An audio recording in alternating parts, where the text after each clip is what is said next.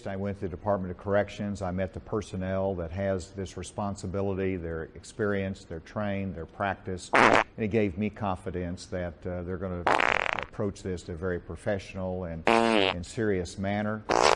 And you know, these things have happened in Arkansas before, these executions, and the staff is well prepared to carry that out, and they've taken it very seriously. And you talked about that the expiration of the midazolam is a factor, but maybe not the entire picture of why you're doing these executions in this timetable. Talk about the impact of the expiration date of midazolam in your decision.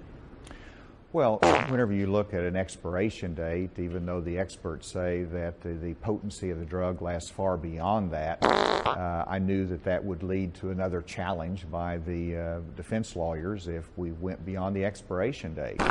And then I looked at the victims of this case, whether you're talking about Dick Daniels, who lost his wife, Jane Daniels, through a brutal murder. I don't want to go back to these victims' family and say, well, we're worried about how this looks or the speed of this, and so we're not going to be able to carry out the will of the jury and the courts in this sentencing. I think the victims' families have to be kept in mind for these as we set these executions date and carry out the will of the jury in our system.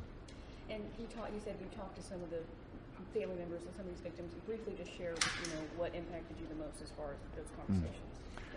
Well, the devastating loss of a loved one through a brutal murder. In the case of John Melbourne Sr. that I met with, his son, John Melbourne, age 15, was tortured and murdered. And that's something no father should have to go through. He's had to live with this. It takes counseling. It is torturous.